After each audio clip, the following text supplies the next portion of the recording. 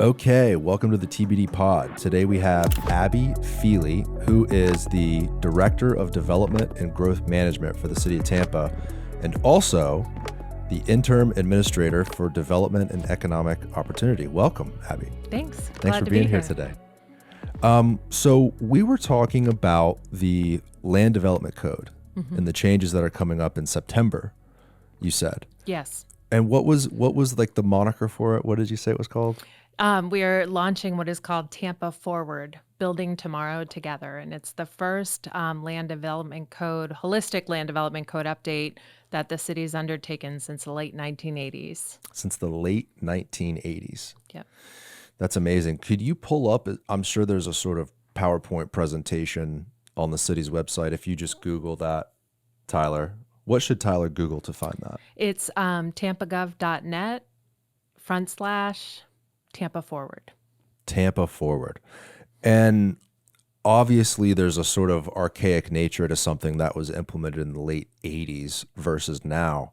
How backwards would, in your opinion, is the current land use plan? I don't know that it's backwards. I think it's piecemealed. We've tried to make adjustments over the past couple decades to address changing trends or new development types within our city, and from there we definitely we've made changes, but we've not holistically looked at the code as a whole. And some of the things we look at today, like getting more creative with parking or accessory dwelling units or other opportunities to move our city forward, have been done just on kind of a case-by-case basis instead of really taking the opportunity to update the code, make it more user-friendly, more understandable for our citizens. Some people don't even know what a land development code is, or that's what really controls their rights on their property. So I think we're working with a team. We put out a request for proposals, received several. We selected a team, and they will be there on September 16th to launch the public element of the update. September 16th. So Tampa Forward, Building Tomorrow Together, a 2-year project to update the city's land development code. Why 2 years? Because it takes time to do stuff right.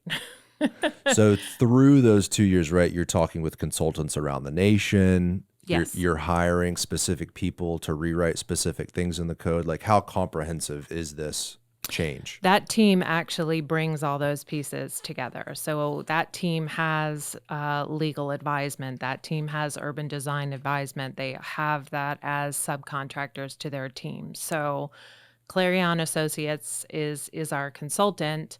The first thing they were doing is an assessment of the code, and they're wrapping that up here shortly. And that really looks, the assessment's going to look at how the code is currently operating and where are opportunities to improve that. And then based on that assessment, then they start going into updating the zoning districts, updating the processes and procedures. We've had administrative processes and quasi-judicial processes that are all spelt out in the current code, but they really need to be synthesized and brought into more relevant to today's approaches. So we're working on that with them. We're in a different world. Yes. Since the late 80s, a lot of growth and changes happening in Tampa, as everyone can see. There's cranes everywhere. There's a lot of building going on. Is there another city we can look to that consultant firm has changed where the people in Tampa can go, okay, this is maybe similar to what we're about to see in the next couple of years as this is implemented? I cannot remember the cities that they worked with off the top of my head. I think they're Charlotte. I always get Charlotte and Charleston mixed up, but I think they have worked with both great cities. Yes. I was just in Charleston for a bachelor party a couple months ago, and it's fantastic. The resurgence of that little downtown is amazing. It's really clean and walkable, and there's little corner stores. They've done a really good job there. So I hope it's that city. But Charlotte's nice too. Charlotte's focused on public transportation in a heavy way. They've got their little trolley system. That's great. So 2-year process from start to finish, or 2 years of studies and implementation? No, 2 years from start to finish. We actually kicked off in April. That's when the team came to the city and had some interviews with staff and stakeholders and started their assessment. So we've been going. It's just that September will be the first time. We'll have several public touch points during the process, and September will be our first one. I was trying to wait kind of till school got back in session and people were back from their summer break. I really want this to be a very publicly engaged process. We have so many different neighborhood activists throughout the city that are really in tune with what's going on with the code, what works with the code, what doesn't work with the code. And I think it's important to have all of the stakeholders as part of the process. And that too is why I'm even including city council members. They've been invited to the kickoff, as well as I provide a monthly update to council each month as to what is going on with this process, so that they can be aware, and it's not that all of a sudden we show up 18 months down the road with a brand new code and nobody's been informed as to what's been going on. So it's been a goal of mine to ensure that I'm sharing that communication. And now that we have the website up, also there's a public survey out there for people if they're interested in letting us know their thoughts. It's very quick, 10 questions roughly. And we want to hear from everyone in relationship to how our city grows. I think I mentioned to you, whenever I'm around town, I always hear people talking about planning and talking about development, not necessarily knowing that that's what they're talking about. It's funny because I always say, I'm a planner. I never try to be a doctor or a lawyer, but there's a lot of doctors or lawyers or people who try to be planners. So true. But it really hits home because we are all so sensitive to our built environment and to what makes a place. And Tampa's such a special place and really has so many unique opportunities for our citizens. And I think they're really in tune with what Tampa means to them. Totally true. There has been a lot of these historic buildings and areas of our city that have been bulldozed and basically trampled on for a long, long time, decades and decades and decades, going back to almost 100 years. I mean, when you look at old pictures of Tampa, it was a lot more dense. There was a lot more shops and restaurants in the urban core. Obviously, culture has a lot to do with that. There was a massive exodus from downtowns. This is not just a Tampa problem, right? This happened all over the country, urban renewal, the interstate highway system, people living in the suburbs, right? Those are all just facts of our culture. Now, my generation and even people older than me, they want that walkability. A lot of people do, and they didn't want that before. Changing the code, changing this land use code, was that your directive, or was it something always in the air? Maybe not always, but at least for the past couple decades, where the developers, people in the public sector, and people within the city saying, hey, we need to change this? Like, how long has this been on the radar for? I think it was elevated on the radar through Mayor Castor's T3 initiatives in Transforming Tampa's Tomorrow and the advisory committee for the development services. It really came out that we've, over the years, done piecemeal kind of updates, but we really needed to take a look at the code as a whole. And it wasn't something, over the years, staff has been the one that have taken care of the text amendments to the code. We also had privately initiated text amendments to the code that we stopped just about a year ago, because if certain individuals didn't like what was in the code, they could petition to change it themselves. And that would go to city council, and those changes, staff would analyze them and not necessarily support them. Sorry. No, you're good. It wasn't me. The burner phone. Yeah. Do you have a city phone and a personal phone? Yes. You must, with these positions and everything you're in charge of. And how many thousand permits are open? There's currently 3,000 permits. 3,000 permits. So you must be a Yes. little busy then. We are. We're So- averaging about $3.5 billion in development each year. That's permitting. amazing. It's amazing. It's incredible I mean, I was born in 92, not that long ago. I'm only 32, but like when I look at the changes in those 3 decades, it's unbelievable to me. I can't imagine from my grandfather's perspective, who was born in Seminole Heights in 1933, or from many, many other Tampanians' perspectives that have been here forever. They just you're either, I guess, amazed at an incredible opportunity or maybe saddened. Maybe it's bittersweet. Maybe it's both. When you're talking about these specific sites that a developer could petition to rezone, are you saying that letting them do that would get in the way of accomplishing a broader plan? Oh, no, I think I was saying in relation, we used to allow for them to make changes to the code, the actual code language. By going to city council and having Yes. city council vote on those changes. Right. We did 2 cycles a year, a January cycle and a July cycle, and you could put in to make changes, um, privately initiate them, based like SPP had done some of that for the downtown signage. They applied to change the allocations for signage on downtown buildings a few years ago. And that would come in as a privately initiated amendment. We would analyze it. And then it would go to city council it would go to the planning commission to find consistency with the comprehensive plan. And then it would go to city council for approval and adoption into the code. So along the years, we have a couple of those places where people have come in to change the code to meet their objectives, and not necessarily that it was bad, but the code doesn't always talk to itself. It has internal inconsistencies that need to be cleaned up. And two, if there was a particular circumstance like that, and then a future person was to come along, they've changed the code and it might disrupt their property rights. Yes, right? Agreed.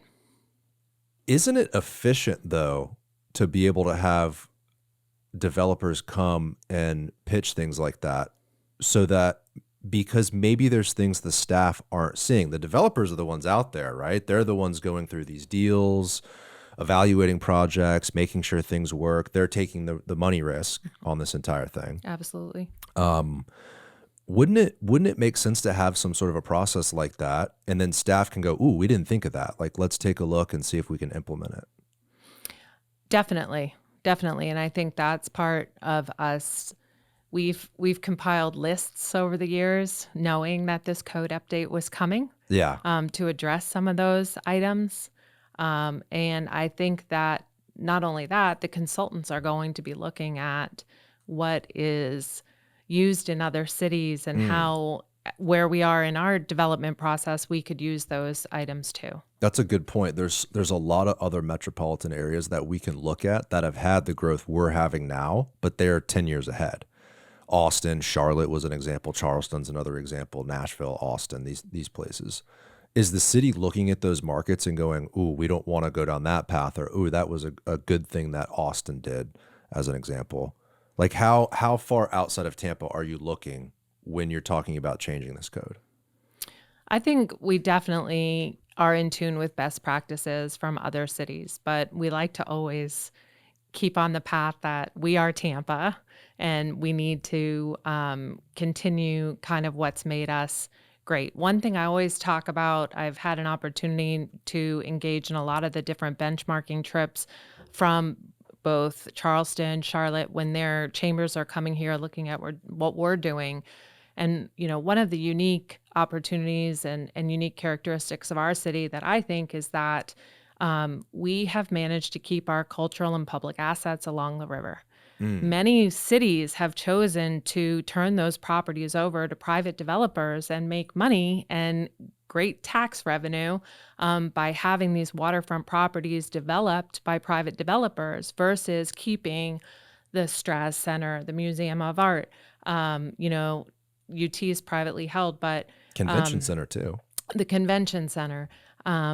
Many of our major parks, Julian B. Lane, Curtis Hickson Park, those are community assets that are sitting on the river that have really created a unique space for us when we could have taken a very different direction in those areas. And, how does that play into our future? I think that conversation is the most important one, because what you are laying the ground for work for now is going to affect us 50 years down the road. My children, my children's children. I think that's why it's so important. And had those people not done those things and saved that park and added Julian B. Lane and the Stress Center, imagine if we didn't have that. Good luck getting it if there was a condo, right? You can't turn back time on some of this stuff. Oh, I wholeheartedly agree. And as we spoke a little before the show, I mean, I've been with the city a long time, almost 25 years, and there have been moments, the redevelopment of Central Park Village that has now turned into the Encore District. We do kind of get those once in a lifetime opportunities. What we do today will be what's in place for the next 40 or 50 or potentially 60 years. And we need to be mindful of making the right choices now that really create those places we want to for the next generations. 100%. I think this land development code change is the most important thing our city is doing right now. I think because it encompasses everything. It encompasses fire stations, police force. It encompasses traffic, affordable housing, transportation. I mean, the development, land use is everything. I mean, it's the fabric of the city. Let's talk about goals and vision. What are you looking to see out of this code at the very end? Can you pull back up that PowerPoint, Tyler? I think there was 5 points on there I want to read out. And then I'll let you tell me, Abbye, kind of what the direct vision is. Because there's a lot of ways you could take this. And there's a lot of examples around the country. Like, I know Minneapolis deleted their parking minimums in their urban core, and that spurred a lot of walkable development. That's made it easier for developers to fit projects in. Now, I'm not talking about Palm Sea. I'm talking about downtown, right? Maybe places we should focus on building. So you have improving walkability, creating housing choices, growing sustainability, protecting historic buildings, and preserving our tree canopy. So 5 points there. But what is the vision and what are your goals for this project? Well, if you scroll down just a little bit more, I think, number one is to have a code that our citizens and developers can pick up and understand what it means.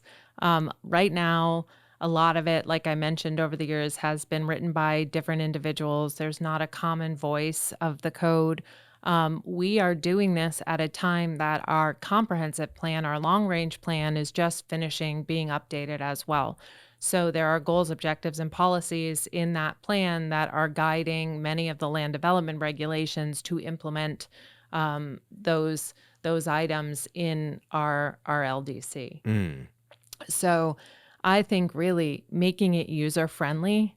That's a big one. Believe it or not, when the code first was published, I think back in the early 50s, it was 1 page in the Tampa Tribune. And that was our land development code. So now it's over 1,400 pages, and it's way too much for anyone to digest. So we need to work on that. We need to work on giving the city a code that's user-friendly, easy to understand, easy to implement. And when somebody reads it, they know exactly what it means. I have an example for myself. I was looking at a property in Seminole Heights to develop, and I like the deal a lot. It's within a price range I'm comfortable with. I can do it, but when I unwrapped it and I'm looking at all the nuances, it quickly becomes muddy. And for a small real estate guy like me, it's a little bit prohibitive to get into those projects because it's so ambiguous and there's this rule which attaches to this rule. It's not an easy process to navigate. I think if it was easier, you could have smaller guys like me contributing to the growth of our city. I think that's a good thing. What's the balance? Maybe putting on all this experience in education. You have 2 master's degree. What is it? In public administration and 1 in urban and regional planning. Looking back, I'm sure you've studied planning history in those degrees, of course. looking at a place like New York or even old Tampa, like when Cigar City was rolling, late 1800s, early 1900s, turn of the century, without a large land use code, it seems like we did pretty good. I mean, the architecture was more significant. The streets were filled with more people. We had an adequate trolley system through the city. It seems like without a lot of those rules, the world didn't catch on fire. Do you think that a more simple code is more effective, or do you think more rules and more guidelines are helpful for a city? I think that a simpler, more understandable code will get us where we want to be. Yeah. Much of our built environment is what it is. We have huge opportunities along many of our corridors, on Florida Avenue, on Nebraska. The challenge along those corridors are the commercial properties are thin. They're not deep. And to get the kind of density you need to support transit, you need more than what those current commercial properties warrant. So in looking at some of the code update, we've even talked about maybe some sort of transition zone or transect zone that would create that, so that you are creating the highest and best use of those properties along the corridors that mainly serve into downtown or into the employment centers. That makes sense, because then if you create a sort of buffer, you wouldn't necessarily disrupt some of those, I think we're calling it heritage neighborhoods now, right? That maybe don't want a lot of development. Maybe they want to stay single family. Maybe the most a neighborhood wants is an accessory dwelling unit. You know, they don't want people to come in and build quadplexes or higher than that. Because you do have that too. A lot of people are afraid that the city's going to open the floodgate and sell out, so to speak, to developers. And then we'll lose, like you said, kind of what makes Tampa, Tampa. I think, to me, and I've actually talked about that directly with the consultant, we do have a lot of single family neighborhoods. And when you come to Tampa and you make an investment and you want to be part of one of those neighborhoods, you want that predictability that is, given the cost of housing right now in the city, that is what you're getting. We saw in St. Pete how they took those 3,000 parcels, but they were along corridors, and changed those to allow for either single family, duplex, triplex, or quad, to create some of those missing middle housing opportunities. However, when you look at some of the rezoning applications that come into the city, you do have very strong single family neighborhoods that, while within a few minute walk, they may be on Dale Mabry or Bay to Bay, or they may be on MLK, they still want the protection of that single family character. And that, I think, is another that makes Tampa really unique.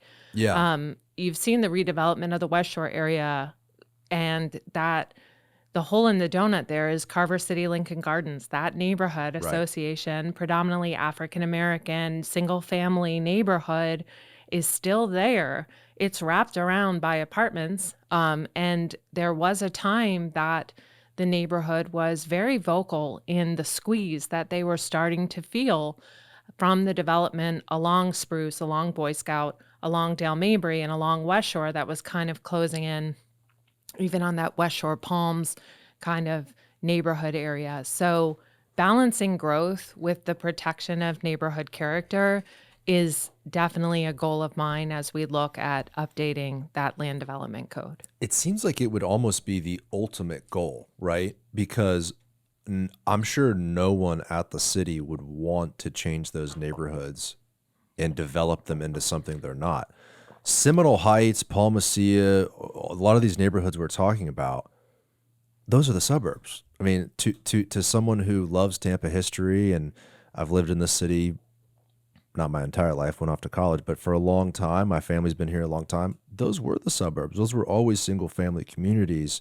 Why should someone that lives in that community have to be subject to a new plan that disrupts that when that's been the way for the last 100 years? However, we are in a housing crisis. Yes, we are. And I can talk about this because I just went through it. I had to pay an ungodly amount for a home for my family. And only a few years ago, I could have bought something $350,000, $400,000. The reason I had to pay a lot more than that is A, I was able to, thank God, I was able to, right? B, we have a constriction on inventory. And the constriction can sometimes come from that mentality of single family zoning and current zoning. We need more housing to alleviate this demand we're getting. The people are moving here whether we like it or not. By every metric, Stephen Benson was on the show, and he was the city planner who's now resigned. He said that the metric was like 90,000 people have moved to the city since 2010. Does that sound right? Something like that? It's about 100 people to the MSA, the Metropolitan Statistical Area, a day. A day. Yeah. 100 people a day. Yep. And without putting up a wall around Florida, right, we can't stop these people from moving here. The good news is we know they're coming. So how do we get ahead of that growth? So balancing that balance is so important, right? Like, how do you not disrupt these neighborhoods, these heritage neighborhoods, but then how do we provide housing for all these people that are coming here? If we don't provide the housing for the people that are moving here, you're going to kill people like me who were born in the city, who are used to paying $350,000, $400,000 for a starter home in South Tampa or wherever I'm looking. And now I'm forced to pay almost double that. That's a massive issue. That balancing act, specifically, are you there yet in finding some sort of a solution?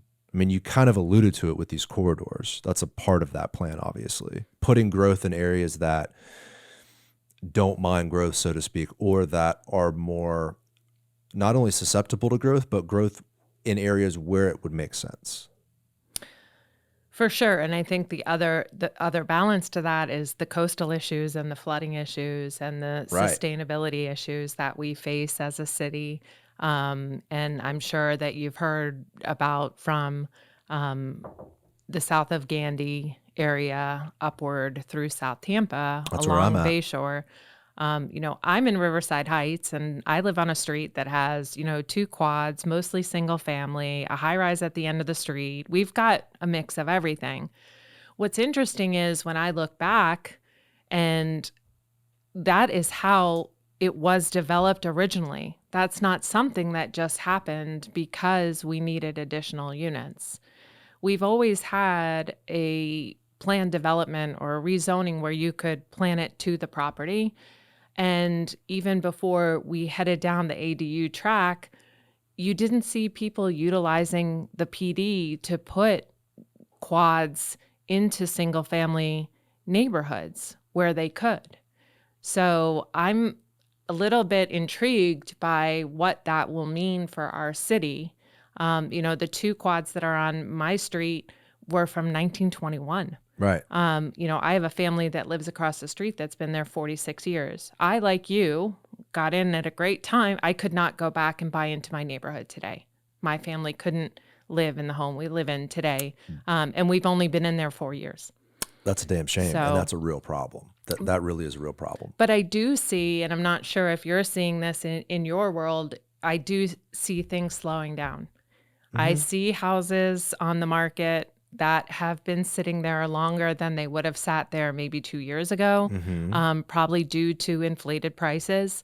I see rentals that have the for rent signs on that are not getting filled as quickly either. So whenever I'm out and about in the city, which is daily, I do keep an eye on kind of the inventory and how you see things rolling out. So I see a little bit of a market slow down, and I'm not sure if you're seeing those same things. Well, here's what's happening. You're having these macro events affecting us locally. So you have this interest rate hike up, which is a national event. The entire country's going through it. And a house that's $350,000 at 3% or 6%, well, it's going to be very hard to afford that 6%. It's going to increase someone's payment. So that's not a Tampa issue. That's a national issue. You have a Florida issue with insurance. Yep. Like insurance on this little building here is like $6,600 premium. 5 years ago, it would have been half that or less. And then, of course, you have the actual purchase price. The housing level has gone up 100% or more in a lot of Tampa neighborhoods. So you have this perfect storm of these three things happening all at once. That's why you're seeing a softening in the market. But I can tell you that a great house on a great street is still very competitive. Multiple offers, open houses full. Like we said, the people are coming here. Like the people are moving here. There's going to be factors that restrict some level of that demand, and that's what's currently happening. But there's no reason why that couldn't change in the next few years, and we're right back where we were during COVID, where you have another escalation. That's my greatest fear. Another event. The reason we had so many people move here during COVID is, to put it plainly, we were open and other states weren't. So businesses came here, people moved their lives here. That accelerated, I think, what would have naturally happened here in maybe 5 or 10 years. It took that time frame and turned it into 1 year. We could see that again. You could have, God forbid, another George Floyd type event, another something crazy in national politics, which we're going through right now. It's a wild election year. Every 4 years it gets worse.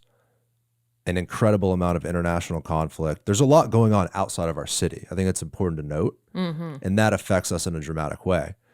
Let's say something happens on a national level that shuts down New York, California, and the West Coast. Where are all those people going to go? Well, Florida is a very popular spot. Florida, Texas, Arizona, a lot of southern migration. We could have another event that forces another 20, 30,000 people in 18 months to our city. The good news is, right? The good news is we are in a soft period where we can kind of take a step back and work on this change, work on this land development code. It's almost like a perfect opportunity in this weird way for the city to have the brakes be put on by these national factors, to where you guys can go to the drawing board and be like, all right, like, let's be quick, let's be efficient, let's change this so that when another event occurs, which it will, people are always going to move here. We have beautiful weather. We have an incredible city, incredible culture, beaches right over here, amazing airport. Like, the idea that things are going to soften in the long term, I don't think that's realistic. So I just think it's a good opportunity for the city to make changes. Are there specific metrics like eliminating or reducing parking minimums, changing you brought up PD. PD's interesting, right? PD makes a lot of sense. Hey, if it doesn't fit in the code, you can do a PD, present your project, and city council will vote on it.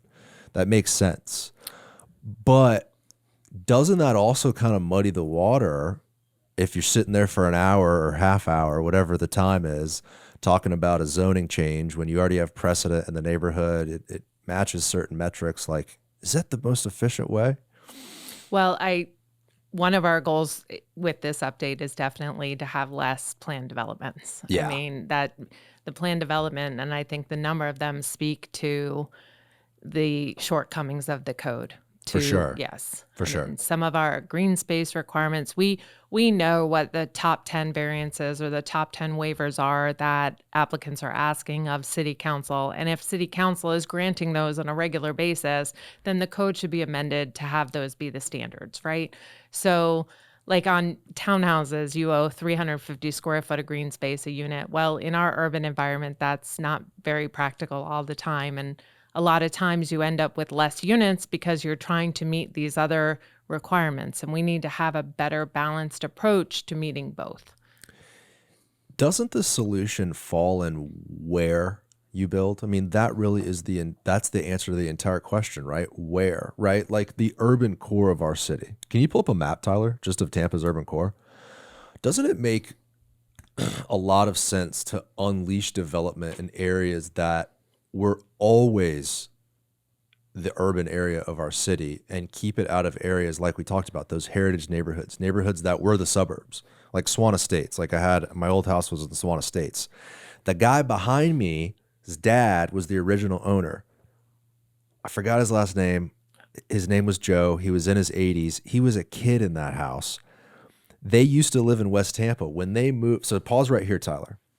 So everyone can see West Tampa on that left side. Swan Estates is where it says Trader Joe's. That's about where Swan Estates is. One of my finer moments, Trader Joe's. Used Trader to be Joe's. Shapes. We should definitely talk about Trader Joe's. But he told me that when his family moved from West Tampa to Swan Estates, it was like they had like a going away party. They're moving out of town, right? Like back in the day, those neighborhoods were the suburbs. Yep.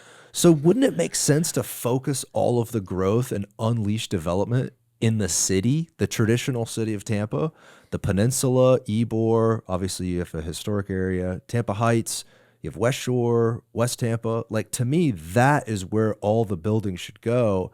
And then that way you can appease all these people that have lived here for so long that are used to this kind of single family lifestyle. Now, it's not to say you wouldn't change some corridors on Dale Mabry and stuff like that. But does that make sense to you? Like keeping it in the urban core? Most definitely. I mean, but I think we have some really great opportunities too, north of the urban core and north of Tampa Heights. I mean, up in the Sulphur Springs area.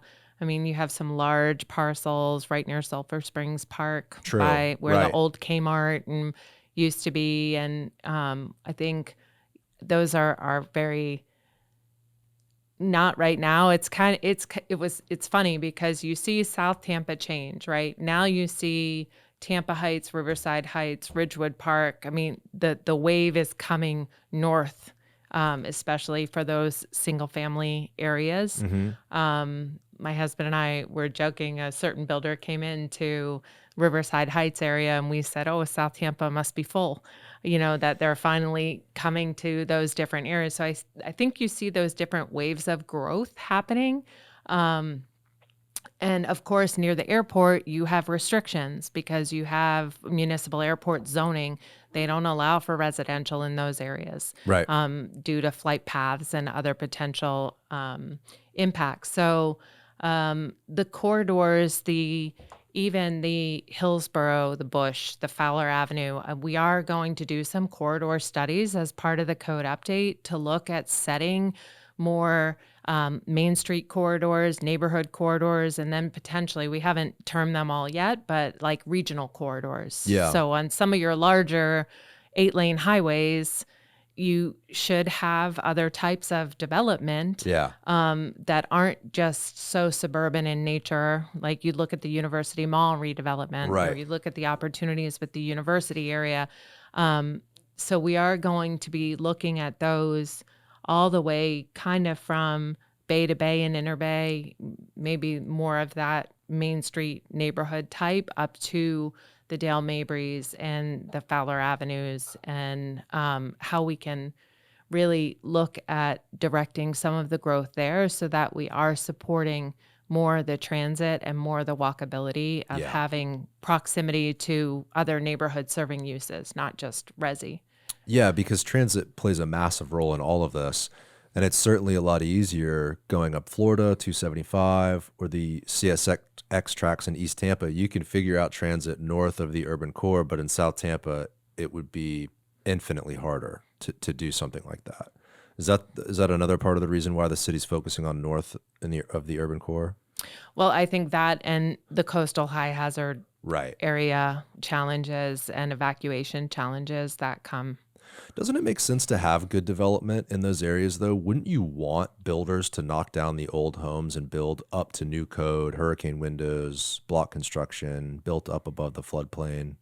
Sure. And the city is part of the National Flood Insurance Program, and we participate through building reviews and getting structures to comply. Our citizens actually get a reduction in their flood insurance rates through the implementation of that aspect of the building code. That's fantastic. Yep. Yeah, South Tampa has issues with flooding. It just always has. That's not really a new issue. It's just something we deal with if you live in South Tampa. Whereas where you live in Tampa Heights, Riverside Heights, you guys are high up. You might not ever have to deal with that. Well, if you deal with it, we're all in trouble. On our block, the lots behind us are in the flood zone. Oh, the lots that go to the river, and then our lot is not in the flood zone. And then, so it's very interesting. I think the lay of the land in Tampa can be on one side of the street you are, and on the other side of the street you're not. We're a little more hilly, barely, than like Miami, So we do have some of those different areas for sure. Specifically parking minimums. I've seen, I mentioned Minneapolis got rid of their parking minimums. It's been really good, seems like. What do you think about removing parking minimums in select areas like the urban core?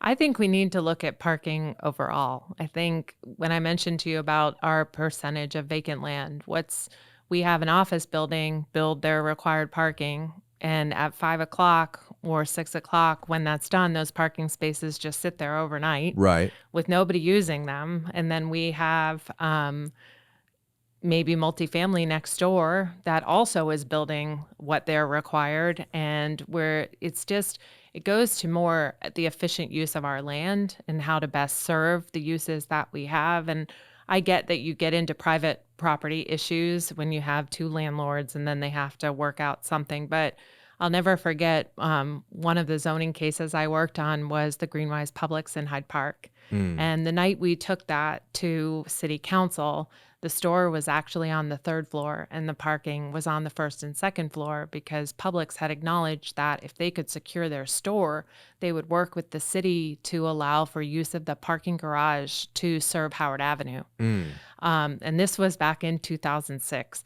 The night we went to council, the council members felt it would be better if the store was on the ground floor for walkability. And at that time, Publix then said they could not secure the store in a way that met their corporate standards. So the deal to use the parking as a shared parking was off the table at that point. So I think we need to be mindful of how we look at those opportunities to maybe share or have shared parking opportunities. I also think that, we require too much parking. But over the years, I've dealt with developers who, even if we only require 3 spaces per 1,000, their corporate might be 5 spaces per 1,000. They're going to build it, and if they have the space for it. Right. But what about the developer on a small parcel? A great example is the one right off the crosstown, the little micro units, right? They didn't have a huge parking garage. Zoom in, Tyler, so Abbye can show me which remember one. what we're talking about. The parcel right here, Tyler. Like right here, if you see the pin. Aurora? Not Aurora. No. It was called something else before. Brand new. It's under development now. This developer probably hates me because I They always haven't forget the name. occupied. They're not done yet, right? No, they're not done. Lima it's still is under building that construction. one. Yeah. And the lot they have a shared Is it here? parking agreement. You know what Yes. I'm talking about, Yes. right? Yep. So why wouldn't it make sense for the developer on this specific case, or something very similar, where the developer would take the risk and say, hey, look, I don't want to build parking. I believe that the people that are going to live in this building will also not want a car. They're going to use scooter, Uber, trolley, whatever. Let the developer make that risk and provide the housing, right? Why should the city step in between that and say, now you need 2 floors of a parking garage? Well, then the developer's going to go, well, now I got to increase the rent. Now it's going to be more expensive for these people. It's also ugly. And frankly, do we need it? Do we need 2 floors of parking? Look at all the parking downtown Tampa. I think where it's appropriate, that's appropriate. Because if you take that same scenario and you put it, I could list you a number of streets, and then they're not parking, and they're parking in front of people's houses. It's a problem. It's a big very problem. challenging, and people don't appreciate that. So is there something in this new code that will spell out those hard lines and say, hey, look, for the urban core, here's the set of rules? Yes. And then, right. Because you have to have something like that. Nothing is blanketed over the city. Nothing, because everything is in context, right? And well, absolutely. And I think we're even seeing that with affordable housing projects. If you go to West River, the couple that Related Urban just finished, we allowed them to use a parking ratio of like 0.8 per unit because they're affordable. And a lot of people who are living in those lower area median incomes do not have vehicles, and they're using our micro mobility options like scooters or bikes. So what you see, if you go just a little bit under where it says Stuart Middle, they built 2 garages there. You can see that at Chestnut and Willow. The top floor of those garages don't get used. And that was even at a 0.8 per unit parking requirement. It's extremely expensive to own a car. And a lot of people moving to our area, a lot of these kids from UT graduating, staying here, a lot of people from the Northeast, people from larger metros, they're used to not having a car. They don't even want to have a car. It's very expensive to own a car. Or they have one. It's a one car right, or it's family. a shared car. Right. Yep. Maybe it's Exactly. 0.8 per unit. Exactly. Maybe they have a. So that is one of the areas of the code update that I'm definitely looking forward to seeing what the recommendations come in at, that maybe we have parking maximums, that it's no more than this number of spaces, but per project. On that specific point, how does that fall into place? First, it starts with the consulting and public comment, right? Mm-hmm. Get the feedback from the people of the city, kind of see where they're at, hear from the developers, kind of hear from the consultants. Is that kind of how this will get developed, is you're working through these issues one by one with these different groups of people to then formulate the eventual solution, the eventual code? Well, I think it's driven also by the pieces of the process. So the first thing will be the assessment. They'll finish the assessment.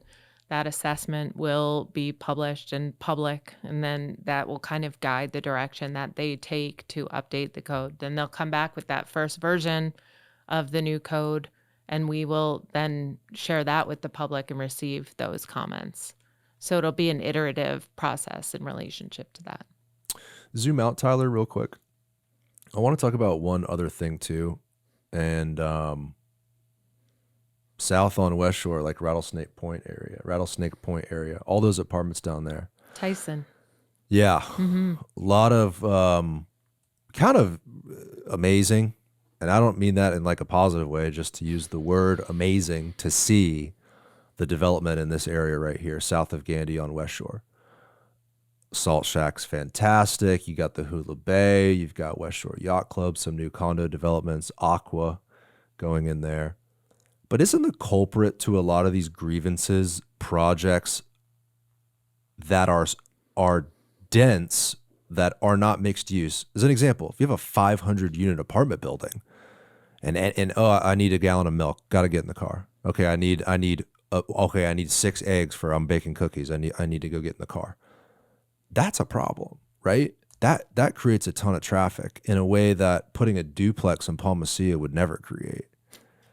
That's a fair point. I mean, I think that transition of Tyson, many of those approvals went to city council. Many of them also went through mediation processes. It still goes back to some of that, private property rights and what's going on there. I think the Duckweed Grocery is now in West Shore Marina. Mm-hmm. They do have some commercial in there. They do have a commercial node. That too was a project back from 2004, I want to say, that rezoning. It was pretty far back. And then BTI acquired that down more recently and created that West Shore Marina area. I go down there and I'm amazed. It's very densified. Very densified. I would imagine a lot of the grievances that are coming from the south of Gandy community, I would point the finger at development like that versus some of the new single family homes. People unfortunately, and maybe this is probably true in everything and with human beings, but we group negative externalities together, right? Like no new development south of Gandy Boulevard. Well, those two different developments are so unlike one another. A 350 unit single use apartment building versus a duplex on your street, or versus 150 units with retail on the ground floor with a little grocery people can walk to. They don't have to get in the car. Like, the point is, there's a smart way to do this. Do you believe that these changes will dramatically impact some of these grievances on both sides, with the developers and with the community? I certainly hope so. I mean, I think one of the things you just mentioned is, and what we've seen is that even on some of the mixed use projects, it's not enough mixed use. Like, that's one of the things that we are talking about. One of the aspects is putting in minimums for those square footage. We had one happen in West Tampa, either at the Jade or NoHo Lofts, one of those where they went as mixed use, but they only had 400 square feet of non-residential use. But our code right now does not speak to what that minimum should be. Should it be 10%? Should it be 5%? Should it be something that makes it actually function? I mean, 400 square feet isn't giving you a little grocery where you can pick up the eggs. you need more than that. No, you need a hell of a lot more. I mean, this water is 99.9% water, but I still call it water. I don't call it mixed water, right? So I think that's a massive point. Incentivizing or demanding through the code. Correct. Either way. Is the code, do you think the code will end up being more incentive focused or more code focused? I really hope that it's more incentive focused. Yeah. I would say that's our goal. Yeah. That's our goal, is to grow better and smarter, not to grow under the whip of regulation. How did people figure it out? Kind of back to that history talk. How did people figure it out with a one-page code in the 1950s? How did we build Cigar City without any of this stuff? I mean, I wish I could go back to that time. I look now and you still think about having a balanced community, like in thinking about us meeting and talking today and looking at what makes a really great city. We still need industry. We still need Drew Park in East Tampa. We still need the material recovery facilities out on the maritime Broadway. community, We the still port. need the I mean, port.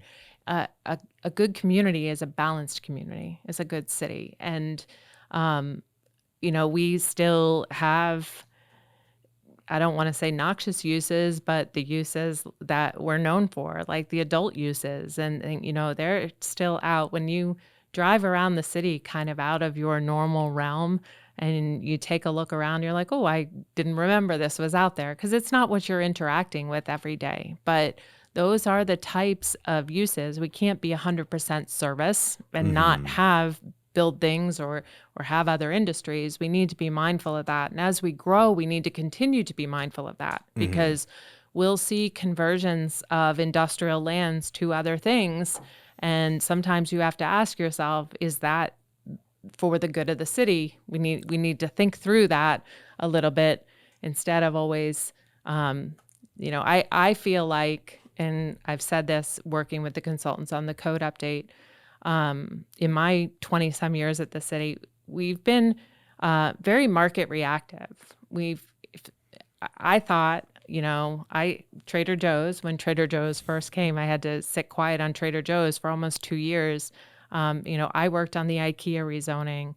Every time I turn around, we got a Shake Shack, we got a REI, we got this. It's like, oh, we're a big city now. We're a big city now. We're a big city. We continue to be that market where those retailers and those uses want to come. And I think that's important in how we grow, but it's also important in how we balance what's made us great to continue to stay that course. Totally. And even taking it further than the city, those industries and those uses are so important for the region. Absolutely. Like, Tampa really is the capital of kind of the Gulf Coast of Florida. Like we service so much through the port, through the airport, MacDill Air Force Base. A lot of our industry in Tampa supports this entire region. So it's very much broader than the city itself. I mean, those uses are so important for the state and for Tampa Bay as a whole too. Specifically on Trader Joe's, what happened there? Trader Joe's was Shapes Fitness, and they let's zoom into the site, because this is, let's not. But this really, we don't have to stay here long, Okay. but this really is an interesting one. Zoom into the site real quick, Tyler. Right here, I'll take you right to it. Go up, Dale Mabry, you see it. Okay, zoom in on that site. First of all, Trader Joe's is an unbelievably popular grocery store. Maybe the city didn't even anticipate how popular it would be. That must be one of the best performing stores in the nation. They're killing it. Parking lot's always full. The freaking road to the north, which is Swan Avenue, is always full, backed up, people trying to park. What was the deal there? Was it expected that the parking lot would be adequate for the use, and then they just turned out to be extremely popular and wasn't? I mean, is that the short answer? Like, what? Well, I think in this case, they met the parking minimums. We don't have different parking minimums for Trader Joe's versus Starbucks Right. versus Fresh Kitchen versus, that's, it's a very similar. The Fresh Kitchen on Howard was Right. a very similar situation. That Exactly. that when my first apartment in Tampa was on DeSoto, right across from Bella's, and that was Cafe by the Bay. When I first lived, it was always a restaurant, and you get kind of those non-residential uses that inherit some historic ability to have that use. In this case, going from what we call a recreational facility commercial, a workout place, to retail was less intensive because and I'm trying to remember, it's been a couple of years, but that's like a 6 per thousand or an 8 per thousand requirement versus a grocery, which is 4 per thousand. So they were coming into better standard by changing the use of that building. And they came in and met the requirements, and You ever call them the and rest say, was history. "Hey, can y'all build another Trader Joe's in South Tampa? This one is way too full." Or I say, can you help us out in kind of keeping an eye on the parking lot and What what's do going they say? on? Because that's a safety issue. They do. They do. They're normally very. They got people out there waving They do. flags. They do. They don't. Well, but that's the perfect conversation, which is the argument to opening up or having maximum parking or no parking at all required, because what we don't want to see is more of that. Agreed. So that's, I think, the challenge with opening up parking. But I also believe if it's in a place that makes sense, this is what, like Beach Park, Swan Estates area, it probably doesn't make sense to have no parking there. A lot of these people that live in these communities, I mean, they love to walk. People are out walking all the time. But right off Dale Mabry, people are going to drive. So in this new code, how specific are you guys going to get at identifying these sites? Like you mentioned, you can't blanket the city. Right. I think we can work on making some exceptions or some different standards along the corridors, where you do have when we were talking earlier, you do have resi that directly abuts the commercial. I mean, when you go down You have a lot of that. Kennedy and you think about North A immediately, to the north, it immediately abuts. You could have a commercial strip center and you have a house right behind it. Mm-hmm. And I think we need to look at how we treat those corridors in being able to create those opportunities for greater walkability, where if I lived on North A or North B and I could just walk, I would do that. Mm-hmm. I think some of that too is just human behavior. I think we've definitely seen in the last couple decades, people change, especially with the introduction of Uber and Lyft and DoorDash and scooters and e-bikes. We make human corrections or we make human adjustments when we know the conditions at the other end are going to be. If you're going down to Hyde Park Friday night and you'd probably take an Uber versus taking your car and dealing with parking and then getting home. It's a lot easier. Or if you're going down to a Lightning game, you might take a scooter and then Uber home, or we just have different options. And I think we need to continue to be cognizant of how those options really fulfill our behavior in our world and in our city. Providing incentives to the public too, right? There's incentives you provide, or there's code you have that a developer has to follow, or you're either incentivizing a developer to build something adequate that the city believes will be a better public use, okay? But doesn't it also make sense to incentivize the public? And what I mean by that is like the Trader Joe's example, hindsight, right? Obviously. But imagine if they had to have an entrance on Swan Avenue, same building footprint, same parking lot, same everything, but they were required to put some sort of an entrance along Swan Avenue with a space for bikes, with a space for scooters, right? Incentivizing the public, hey, if I'm going to go get milk and eggs and a loaf of bread, maybe I'll just walk, maybe I'll just scooter. Like that, I feel like is a very important piece of this too. You need to incentivize the public to be able to come and use these services. And maybe if they don't want to take a car, they don't have to, and it's easy for them. The way a lot of these developments around the city are set up, and again, this is American culture, is if you don't take a car, you're risking your life and you're crossing Dale Mabry, or you're in an area that's not safe, or you're having to walk through a ditch to get there. Is that a part of the conversation too? I think partnering up the land development code with the city's Vision Zero plans, I mean, is important. I think more so the code will focus on private property versus the public realm, although in our downtown and in several areas of the city, West Shore Overlay District, Seminole Heights, there are public realm standards, so it does address both the private and the public. Um, but I think we'll continue to look at that.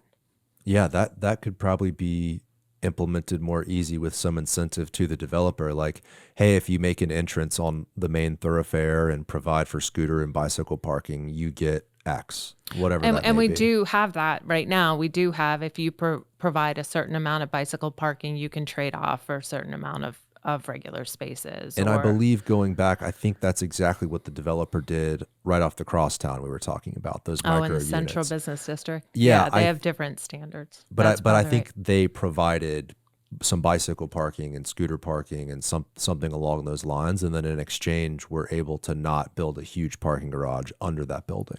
Yeah, I think they have an off-site lease. Something like Yeah, that, maybe too. right. Right now, the code allows within 1,000 feet that if somebody has extra parking, or you can secure those spaces through a long-term lease of 10 years, then you can count that as your required parking. If you Although, can find it, right. and it we're- has to be a 10-year lease. Yes.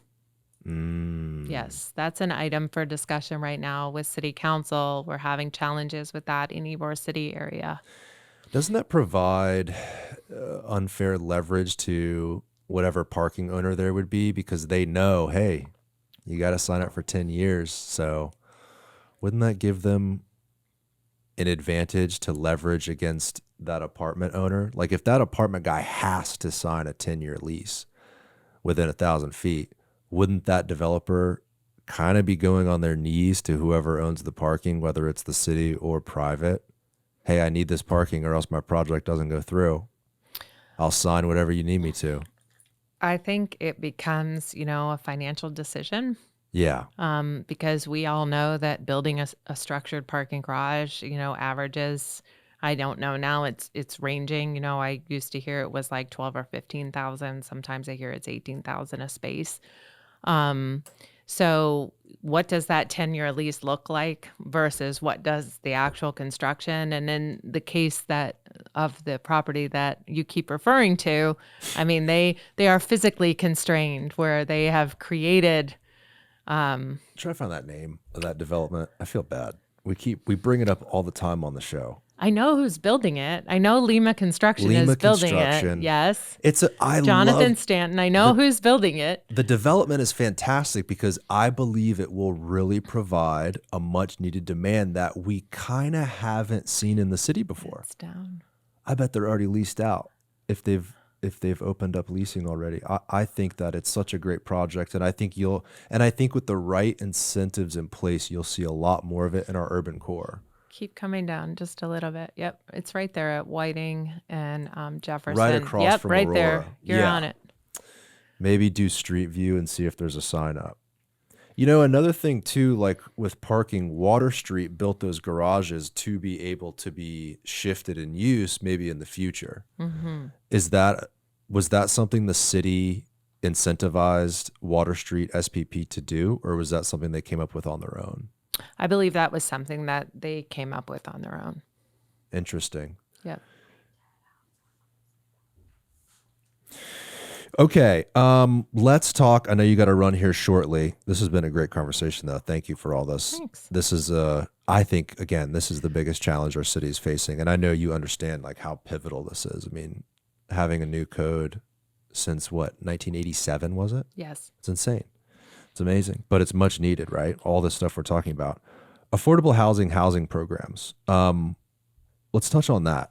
I know the mayor's directive was to build 10,000 units in her administration, right? Yes. Where are we at on that? Is there a shortfall? What do we need to do to improve?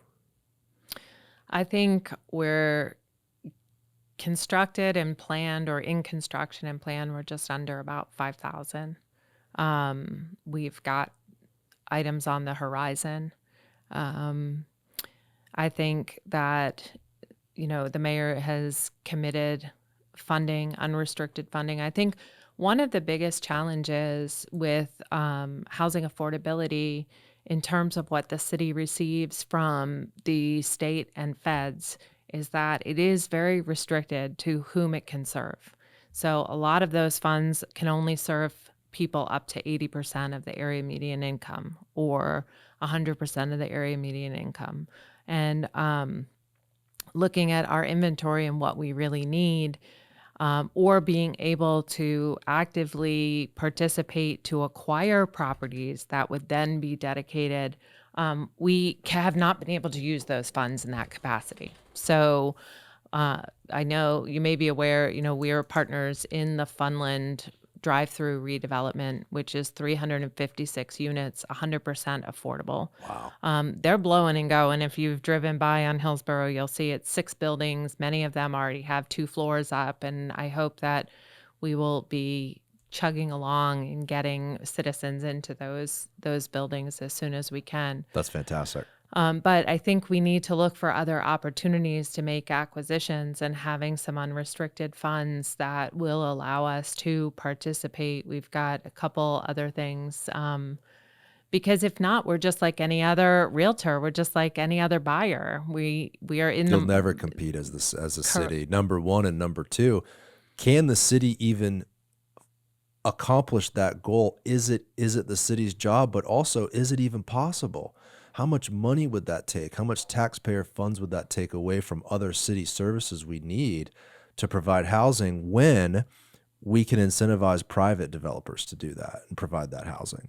And I think that goes back to what we've talked about today. It's Right. all a balance, right? Right. We have to have that balance. We have to look at both sides of that story.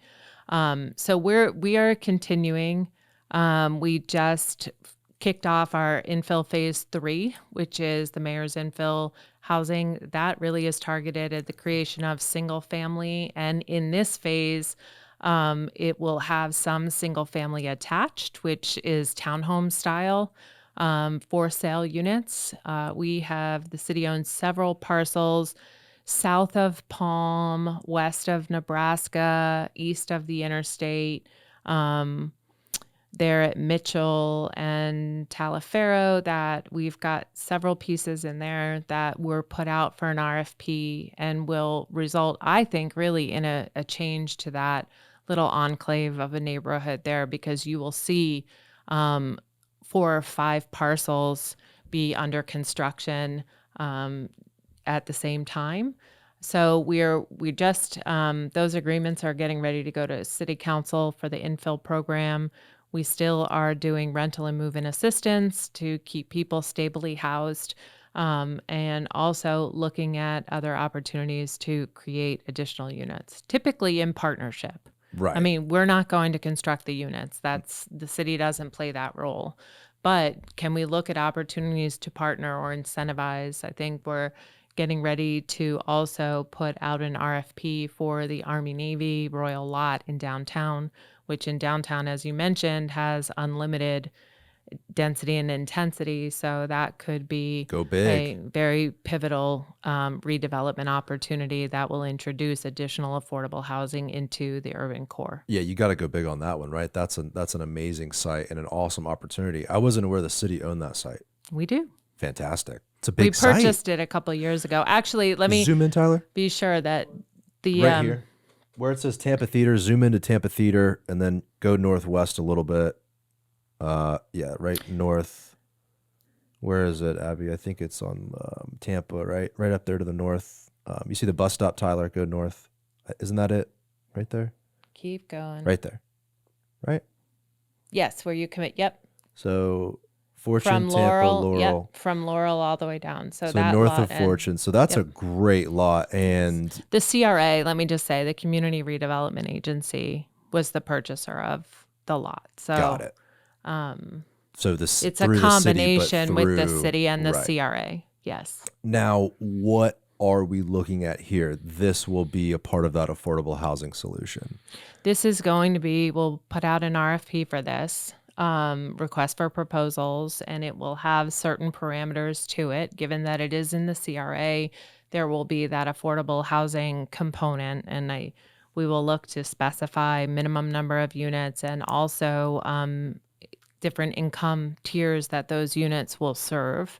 And then other development aspects, there'll be some mobility aspects in there. I think that we're also working with FDOT because there is going to be a reconfiguration of that Ashley Right. exit to create really a huge opportunity here to introduce development that serves a number of different areas. Zoom out slightly, Tyler, because this is right here. Stay here. So if people can see above Fortune, this is the site. That's the Army Navy site we were talking about. You see the off ramp here on the left, Ashley Drive. All of that is being discussed to essentially be removed and reconfigured up in the north along Scott, correct? Yes. What an amazing opportunity. You're talking about a lot of new land to be developed that just basically doesn't exist. Almost in a similar way where air has been created out of nothing, thin air, right? It's like that lot didn't exist before, but the city realigned the street grid and created a new lot. That is massive. Like from a money perspective, the city's creating millions of dollars. You're providing hundreds of people with housing. That seems like the reconfiguring of street grids and the efficiency of our infrastructure also plays a role in this entire conversation we're talking about. Specifically here, here's the Army Navy site. And then go left, Tyler, look left. So people just listening, it's basically an older building that used to be an Army Navy store. The CRA purchased this site. And then the Ashley Drive exit is what will be removed. But if you can look left, Tyler, so people can see it. See the overpass and all that is talking about going to be removed. How far along are we at in that process? I'm gonna have to. I can't speak knowledgeably to that. That's something that Stephen and his team were really involved in, and I'm just getting up to speed on some of that. So I know those discussions have happened, and I believe there's been some preliminary design concepts that are being discussed. Super exciting. Yeah. Because again, an incredible opportunity for the city to create land, essentially. Do you think this will happen in other parts of the city too? I mean, I know specifically the Crosstown is reconfiguring some exits. I would say we're pretty limited. Yeah. I mean, when you look around at our development pattern, we abut many of those. If you've traveled down the Crosstown recently and looked at Ritz-Carlton and looked at Altura and we have a lot of development that is in close proximity that may limit those opportunities for those reconfigurations. I know we have some other infill opportunities. If you've been watching the news lately, the Robles Park redevelopment, which will go from like around 400 and some units. That was one of our last barrack-style affordable housing projects with the Housing Authority. That's now going to go close to 1,800 units in that area off of Florida and Lake. Wow. So great news. Just reinvention of some of the older areas of the city that have an opportunity to meet some of our needs in those housing challenges, but also really just create better places. Yeah, 100%. For all of us. Yes. Like you mentioned too, the city's capped because of the federal government on some of these things, right? You're only allowed to provide those certain grants or federal monies towards people that earn certain amounts. But like I mentioned before, and like we've talked about, this affects all of us, every income level. Even the people that were the wealthiest Tampanians are in an odd position because other people from other markets with way more money have come here and inflated some of those waterfront properties and some of those neighborhoods too. It's not like one group of people is being affected. This affects all Tampa, this affordability issue. So the shortfall is not just in units that were, where the income level is under, what did you mention? Was it 80%?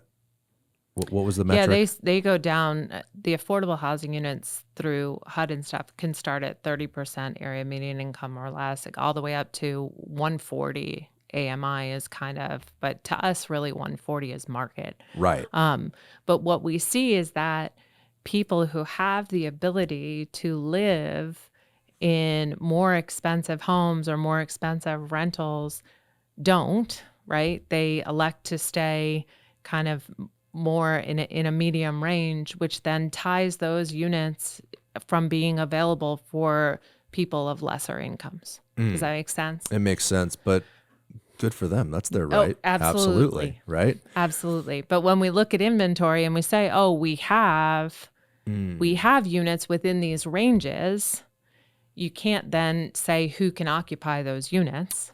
That's an interesting point. So what you're saying is, hey, the city could incentivize or build 1,000 units for lower income people, but middle income people might take up those units. Well, for those that we are funding or that those are actually AMI restrictive. For those that you're funding, but in general, right? In general. When we're talking about the housing supply. Correct. That's true. Yes. Man, yeah, that's tricky. But we're in America, free country. People can live where they want. Absolutely. I don't want to keep you too much longer. Let me ask you a couple more questions just real quick. It says you're the interim administrator for development and economic opportunity, meaning your time in that position may be short-lived. Is there someone else on the radar coming in? The mayor is actively pursuing finding a replacement for Nicole Travis, who was the administrator. Got it. Yep. And how far along is she in that process? Do we know? I don't actively know. Yeah. I don't know. Well, I hope she finds someone good. That's a big job. Development and economic opportunity. Wow, right? That's like one of the most important things in our city. It is. That's the foundation for all of us here. It is. So that position will eventually be filled. When? Yes. We don't know. Who? We don't necessarily know, but it's actively being searched for. Yes. Boom, boom, boom. I think that's it. I think we should have you back on towards September after public comment. If you're down, I think it would be very interesting to hear what both sides say of everything we've talked about. What developers are looking for, what incentives they need to provide this housing and provide these buildings and restaurants. And sometimes developers get bad reputations, but people need to understand, hey, did you build your house? No. Well, a developer built it. That's what they provide, right? They provide the buildings and the services and the restaurants, and it's an absolutely necessary job in America. And they need to be provided with the right market and the right incentives to do what they need to do to help us out. Prices need to go down, man. It's too expensive here. And I think there's a lot of alleviation that would come from development, even though the other side of it, some of the people that are frustrated with the growth, with the traffic and all these negative externalities we've talked about, I think those people should understand that growth is necessary to an economy, but not all growth, smart growth. We don't want to become Miami. We don't want to become Orlando, the mess that is Orlando. Everyone hates driving through Orlando. Well, I don't think anyone here wants to turn into that. I think the answer is, how do we do all this effectively in a smart way? So I think we should get you back on. Okay. Well, let me do a shameless plug for the public kickoff for Tampa Forward. It's going to be September 16th at our city center at Hannah Avenue, 2555 East Hannah. Doors will open at 6:30 and the program will start at 7 o'clock. We also have a virtual component. If you can't join us in person that night, we'd encourage you to hop online with us and also take the survey on the Tampa Forward website. And we will be recording that meeting as well to post to the website afterward if there are people who didn't get a chance to join in with us but would like the opportunity to hear the information that was shared that night. And then go up, Tyler, to the web address just so people can go and register online for the public kickoff. Kickoff sounds like a sporting event.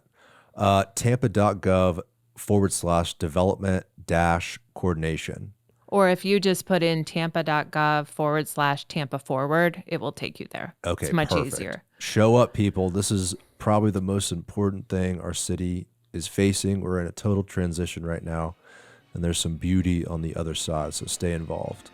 Abbye, thank you so much for being here. Thank you, Garrett. This has been great. All right, see you next week. Bye, everybody. Hey, guys, if you want to watch episodes just like this one, make sure to click right here to view the rest of our full episodes, and also make sure to subscribe by clicking right here. Thank you for watching.